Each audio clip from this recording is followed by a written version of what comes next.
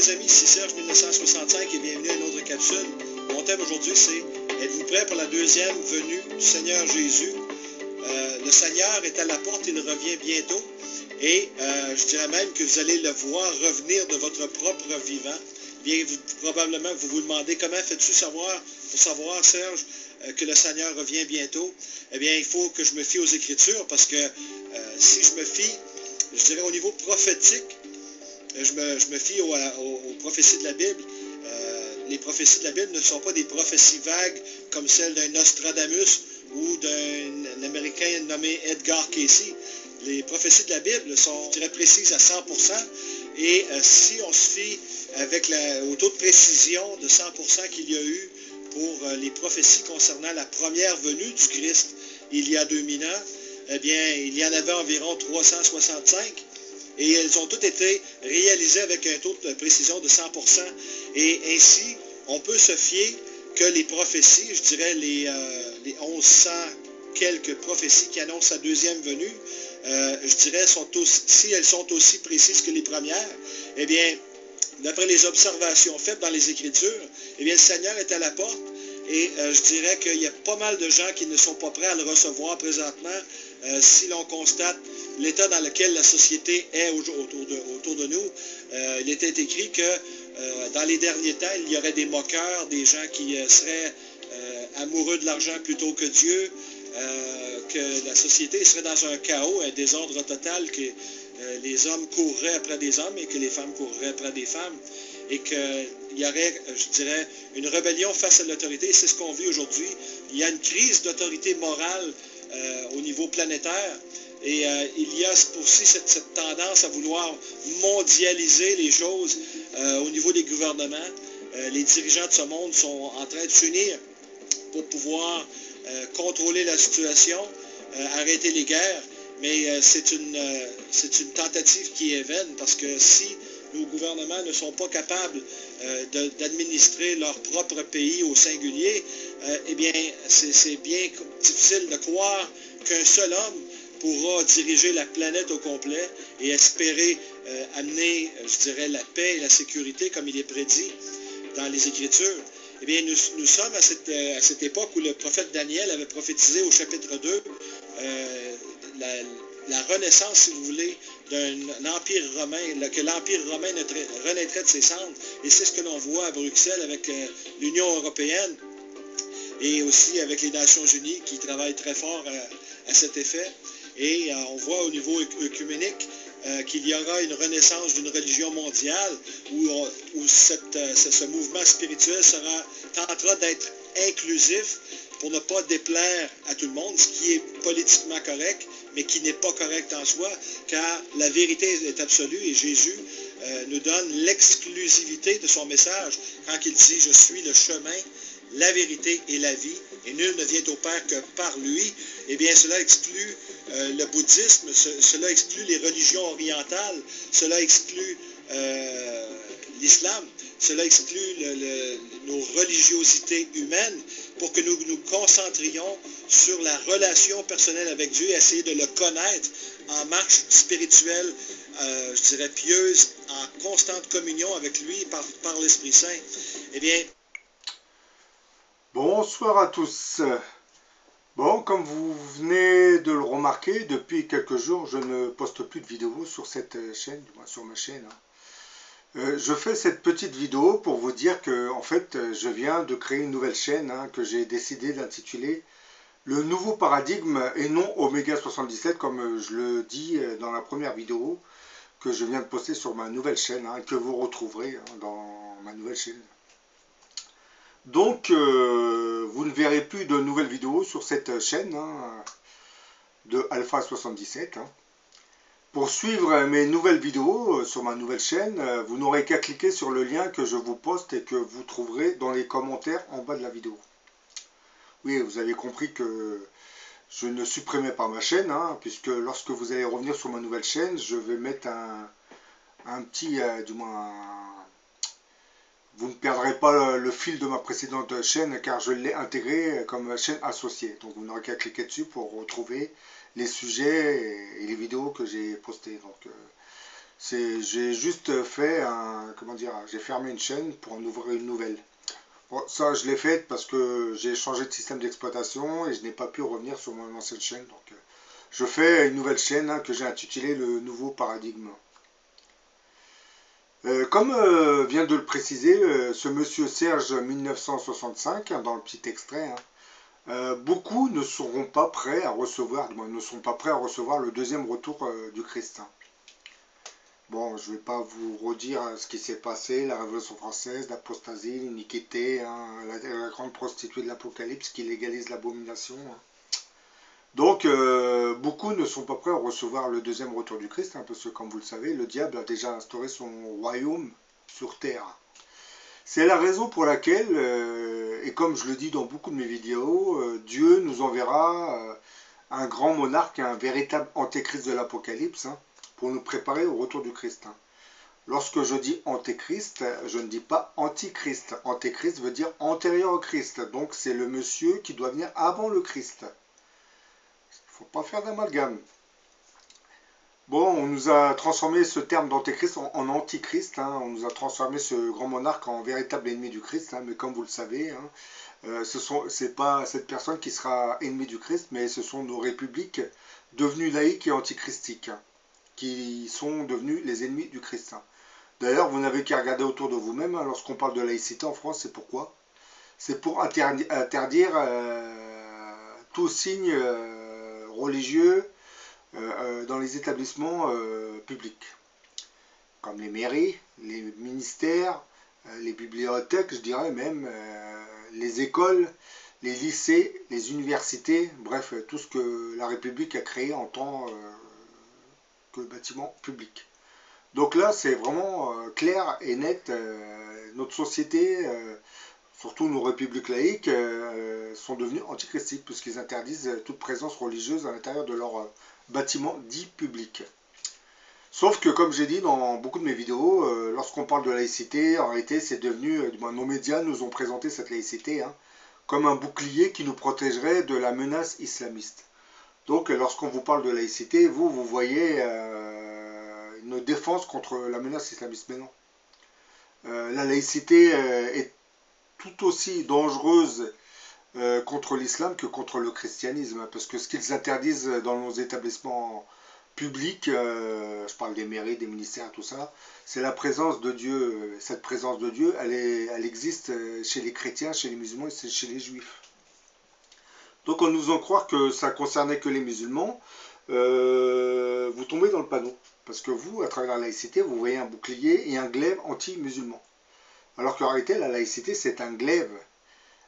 C'est un bouclier tenu par la franc-maçonnerie, et cette franc-maçonnerie possède un glaive qui est destiné à s'attaquer à tout ce qui est religieux, qu'il soit chrétien, musulman ou juif. Donc je dirais, au lieu d'applaudir à toutes ces lois qui ont été votées contre le voile islamique, la burqa, etc., je pense que vous devriez, surtout en France, vous remettre en question et commencer à réfléchir un peu plus intelligemment. Parce qu'actuellement, vous êtes en train de tomber bêtement dans le jeu médiatique. Et comme je l'ai dit, c'est une puissante oligarchie financière qui contrôle notre réseau médiatique. Et dans cette oligarchie, vous avez plusieurs sociétés, groupuscules. Vous avez déjà un lobbying juif qui est bien présent en réalité. Vous avez un groupuscule franc-maçon. Et vous avez cette minorité de satanistes qui, eux, œuvrent pour légaliser toutes les perversions possibles. Par exemple, la loi de Chiapa, la loi de Chiapa, c'est une complaisance entre la franc-maçonnerie et certains groupuscules, j'allais dire pédophiles même, satanistes. C'est pour cette raison que je dis que beaucoup ne sont pas prêts à recevoir le deuxième retour du Christ, parce que le diable a déjà formaté notre société pour qu'elle le rejette. C'est la raison pour laquelle Dieu, au lieu de nous envoyer le Christ immédiatement, nous enverra l'Antéchrist, qui lui sera un signe annonçateur de la fin de notre monde. Donc voilà, vous avez compris. Quand je parle de nouveau paradigme, je ne parle pas de la période de règne de l'Antéchrist. vous avez compris que je parle de celle qui va suivre, succéder au règne de l'Antéchrist. Parce que le Christ ne va pas venir dans le monde dans lequel nous vivons actuellement, vous vous en doutez. Hein. L'Antéchrist sera en quelque sorte le châtiment que Dieu infligera à ce monde pécheur, hein, pour pas une mission rédemptrice. Hein. L'Antéchrist ne vient pas vraiment nous sauver, hein, mais purificatrice, hein, qui se traduira dans notre sphère terrestre par les tribulations annoncées dans le livre de l'Apocalypse. Quand je dis ne vient pas nous sauver, si, j'ai parlé d'un programme d'évacuation qui sera fait plus tard,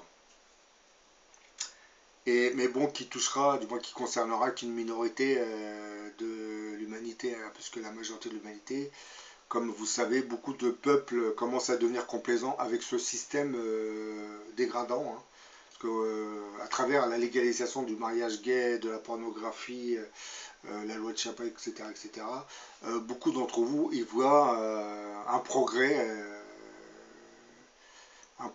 une certaine liberté qu'on donnerait au peuple, mais non, c'est pas une liberté. On est en train de vous dépraver, vous êtes en train de devenir complaisant comme l'avaient été les habitants de Sodome et Gomorrhe. Le résultat, vous l'avez vu, hein, ces deux cités, c'est-à-dire ces 5 villes ont été finalement complètement détruites, hein, par des pluies de météorites. Hein. Bah, là, l'Antéchrist, hein, sera en fait un châtiment divin qui va nous être infligé. Et puis cet Antéchrist sera craint par nos oligarchies, il ne faut pas l'oublier, parce que les oligarchies seront les premiers à le combattre. Hein, puisqu'il ne va pas venir servir les intérêts de l'oligarchie. Actuellement, dans la littérature, la toile internet, on nous présente l'Antéchrist comme vraiment l'associé du diable. Hein. Mais il n'en sera rien, vous le constaterez par vous-même. Hein. Ceux qui diffusent ce genre de message le font pour le discréditer. Parce que l'Antéchrist, déjà, ne va pas servir à l'intérêt des oligarchies, il va les combattre. Et puis, je l'ai dit dans une précédente vidéo, la grande prostituée que nous avons identifiée comme étant la démocratie sera aussi combattue par cet Antéchrist. Donc, à partir de cet instant, on comprend beaucoup mieux pourquoi le diable et ses forces maléfiques essayent de discréditer la mission salvatrice de ce grand monarque que la Bible appelle l'Antéchrist. Bah oui, parce que cet Antéchrist ne va pas servir les intérêts d'un diable qui a déjà pris le contrôle de ce monde. Le diable n'a pas besoin d'un Antéchrist pour régner, puisqu'il règne actuellement sur notre monde. Le diable sait très bien que cet Antéchrist va lui créer beaucoup de problèmes. Donc il fait tout pour le discréditer.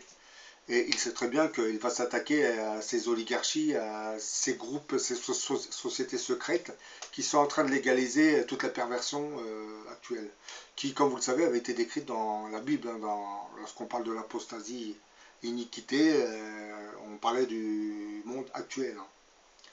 Là, après, bon, qu'est-ce que va-t-il se passer lorsque l'Antéchrist va apparaître sur ce monde? Quand j'y vais apparaître, il serait déjà né, hein, il serait déjà sur Terre. Bah, le diable, sachant qu'il n'en a pas pour longtemps, quittera finalement ce monde, hein, pour aller en corrompre un autre.